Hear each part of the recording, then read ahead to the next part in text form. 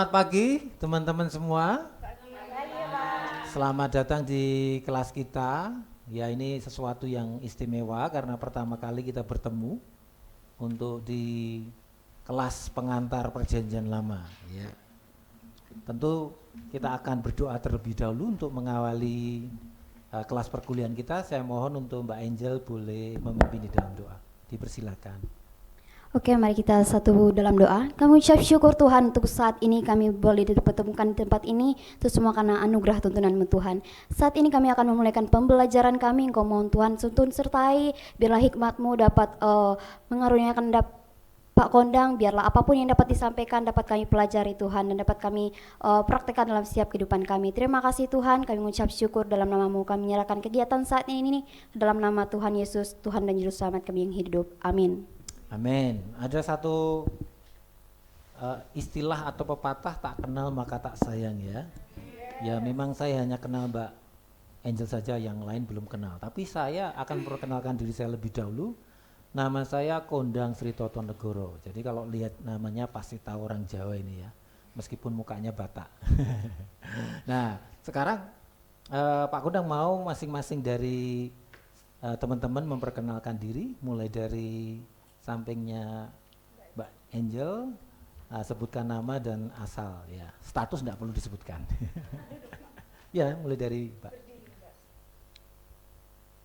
Perkenalkan, nama saya Yeni Fon Watafuran, asal saya dari Ambon. Oke, perkenalkan nama saya Angelita Meneo, asal saya dari Sulawesi Tengah. Baik, terima kasih Mbak Angel. Oke, perkenalkan nama saya Emma, asal saya dari Sabu, Nusa Tenggara Timur. Oh ya, jauh sekali juga ini ya. Silakan. Perkenalkan, nama saya Robin Rame dari NTT. Ya, harapannya di kelas tidak rame ya. Perkenalkan, nama saya Maria Saraoki, saya dari Kalimantan Barat. Oke, selamat datang. Oke, perkenalkan nama saya Kostepina Watafuran, asal dari Ambon. Oh, ada 2 orang Ambon di sini. Mungkin ada 2 atau 3 ini. Perkenalkan, nama saya Yulianti Wamir, asal dari Ambon. Ada 3 dari Ambon. Perkenalkan, nama saya Andi Saputra Gule, saya asli dari Nias. Oh ya, meskipun gula, kalau di sini gula ya. Tapi dari Nias, oke. Oke, perkenalkan, nama saya Yohanes Deni, saya berasal dari Kalimantan Barat, Kabupaten Sanggau. Terima kasih. Terima kasih ya. Semuanya sehat-sehat ya, semuanya ya. Baik-baik semuanya ya, siap untuk mengikuti perkuliahan kita hari ini ya. Oke, mungkin kita mau belajar pada hari ini tentang pentingnya mempelajari perjanjian lama. Karena jelas mata kuliah ini adalah pengantar pengetahuan perjanjian lama ya. Jadi Pak Kondang berharap bahwa setelah selesai dari perkuliahan ini, teman-teman itu paling tidak mampu untuk menjelaskan kenapa penting sekali mempelajari perjanjian lama. Dan setelah itu juga poin yang kedua, bagaimana saudara itu bisa menghubungkan apa yang menjadi ketika saudara memahami perjanjian lama dan bagaimana dengan hubungannya dengan iman Kristen pada saat ini. Dan kita juga akan mengaplikasikan nilai-nilai perjanjian lama dalam kehidupan kita sehari-hari. Ya. Oke. Pertanyaan yang pertama yang perlu saudara-saudara harus pikirkan dan coba renungkan dalam beberapa waktu itu, jika perjanjian baru sudah berbicara tentang Yesus, mengapa kita masih perlu belajar perjanjian lama?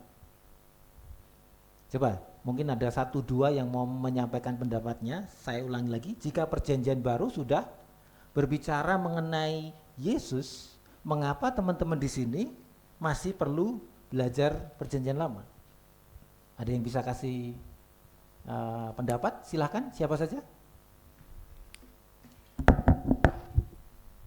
Oke, baik, terima kasih Pak.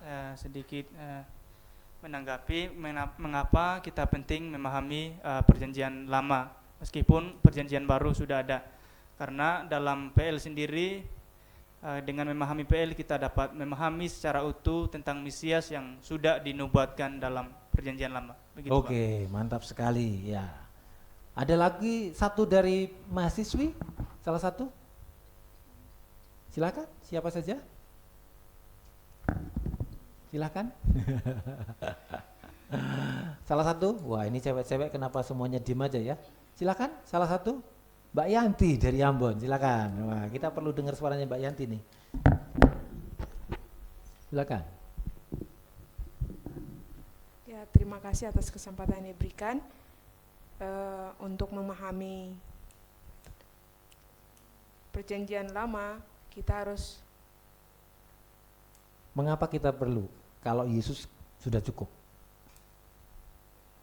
untuk mengetahui bagaimana nubuat dari perjanjian lama untuk apapun yang terjadi di perjanjian baru. Oke, baik-baik. Terima kasih ya. Jadi memang kebanyakan orang Kristen menganggap perjanjian lama itu sulit dipahami, kemudian penuh hukum, kurang relevan, dan juga mungkin beberapa dari saudara menganggap bahwa itu hanya cerita kuno bangsa Israel ya. Kalau kita mau lihat di tayangan kita, kalau kita mau belajar ya, jika perjanjian lama sudah digantikan oleh perjanjian baru, mengapa kita masih perlu mempelajarinya? Karena yang mau saya jelaskan pada kesempatan yang luar biasa pada pagi hari ini, yang pertama bahwa 66% dari Alkitab itu berasal dari perjanjian lama. Ya, ada 39 kitab dari 66 kitab kanon Kristen. Nanti di pembelajaran selanjutnya kita belajar apa sih kanon itu ya.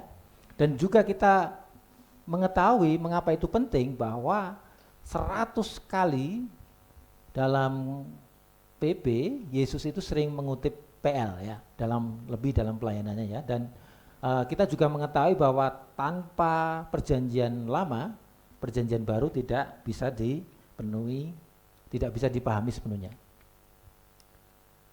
Dan yang kedua, saudara-saudara, memang penting sekali bahwa ketika kita belajar PL, itu kita juga belajar tentang karakter-karakter Allah ya. Jadi dalam karakter-karakter Allah, itu kita bisa belajar dari PL, karena itu seperti cermin ya. Melalui kisah penciptaan, melalui turunnya hukum-hukum Taurat kepada bangsa Israel, kemudian nubuatan para nabi-nabi dan Mazmur Daud. Dari kitab-kitab itu kita bisa mengenal Allah bukan hanya sebagai konsep, tetapi juga sebagai pribadi yang nyata, berdaulat dan penuh kasih. Ya. Jadi penting sekali mengapa kita belajar PL, karena ketika kita pertama kali membuka kitab kita, di Kejadian pasal 1 di situ disebutkan bahwa Allah lah yang menciptakan segala sesuatu. Ya, kita hidup di dunia yang sekarang ini, mungkin teman-teman sudah belajar di SD, SMP, SMA, ada teori-teori lainnya tentang sebenarnya siapakah yang menciptakan dunia ini. Ada yang menyampaikan bahwa dunia ini tercipta karena kebetulan. Ada teori-teori yang lain, ada teori Darwin dan teori yang dan lain sebagainya. Tetapi bagi kita sebagai orang yang percaya kepada Tuhan, sebagai orang Kristen, di situ kita percaya ketika kita melihat di kitab Kejadian, kita melihat bahwa penciptanya adalah Allah sendiri di Kejadian pasal 1. Dan kita juga bisa belajar dari sifat Allah, cermin karakter Allah itu adalah kekudusan Allah. Jadi bagaimana Allah itu kudus, ya, kudus adanya. Sehingga yang kudus itu memang betul-betul harus terpisah dari dosa. Dan juga kita harus melihat juga melalui kacamata perjanjian lama, itu Allah itu adalah Allah yang adil. Dan juga tentu kita mengetahui bahwa Allah juga Allah yang mengasihi. Di Keluaran 34 ayat 6, tidak usah dilihat di Alkitab, tetap kita Pak Kundang sampaikan di sini, Tuhan Allah penyayang, pengasih, panjang sabar, dan berlimpah kasih setianya. Jadi yang kedua yang perlu kita pelajari bahwa selain kita bisa melihat karakter Allah, PL ini bisa dianggap sebagai fondasi perjanjian baru. Jadi setiap tema-tema yang ada di dalam perjanjian baru, teman-teman, di sini memang selalu berbicara mengenai fondasi ya. Jadi Yesus tidak muncul begitu saja tanpa konteks ya. Semua konsep besar perjanjian baru itu berasal dari perjanjian lama. Sebagai contoh, ketika kita melihat konsep tentang Mesias, itu dasarnya ada di Perjanjian Lama. Dan ada tentang korban itu di domba itu di dalam kitab Keluaran, ya. Jadi pada dasarnya semua di Perjanjian Lama itu menjadi dasar dari Perjanjian Baru. Dan yang tentu yang penting yang kita mau lihat adalah bagaimana Perjanjian Lama itu relevan dengan kehidupan masa kini. Jadi meskipun ini ditulis ribuan tahun yang lalu, tetapi memang relevan dengan situasi dunia sekarang. Karena memang sekarang ada materialisme, kemudian ada krisis moral, ada idolatri modern, sehingga itu masih ada yang menjadi tantangan bagi orang-orang modern zaman ini. Dan kita juga belajar dari tokoh-tokoh PL seperti Daud yang mengajarkan pertobatan sejati, kemudian seperti Ayub yang dia tetap memiliki iman yang teguh dalam penderitaan, dan juga Yusuf dalam integritas dalam pencobaan di situ. Dan kita juga mungkin mau belajar juga dalam konteks kehidupan kita di Indonesia saat ini dengan keberagaman kita sebagai bangsa Indonesia, ya. Tadi di sini suku-sukunya berbeda. Tetapi ketika kita melihat tokoh-tokoh di sini, kita bisa melihat bahwa pentingnya untuk hidup damai satu dengan yang lain. Memang urusannya memang damai antara Allah dan manusia, tetapi juga perlu hidup damai dengan satu dengan yang lain. Jadi untuk mengingatkan dalam kehidupan kita sekarang bahwa kesimpulannya kenapa mempelajari PL itu penting. Yang pertama ya, saudara, supaya saudara ingat. Yang pertama mengenal karakter Allah, kemudian memahami karya Kristus, dan menemukan hikmat untuk hidup masa kini. Jadi Pak Gondang mau tutup dengan satu pernyataan bahwa Perjanjian Lama bukan kitab kuno yang usang, ini adalah suara Allah yang tetap berbicara kepada gereja di hari ini. Atau bisa dikatakan tanpa Perjanjian Lama kita mengenal Yesus setengah saja. Nah, untuk pelajaran minggu depan itu kita belajar tentang kanonisasi, ya. Apa isi kanonisasi, bagaimana pengertiannya dan lain sebagainya. Sehingga kalau teman-teman memperhatikan tugas yang sudah Pak Gondang berikan, nanti ada tugas resum kritis, ya, tugas resum kritis, masing-masing akan membaca topik di kanonisasi di buku ajar pengetahuan dan pembimbing Perjanjian Lama yang Bapak Gondang sudah sampaikan, dan nanti tugasnya 2-3 halaman, ya.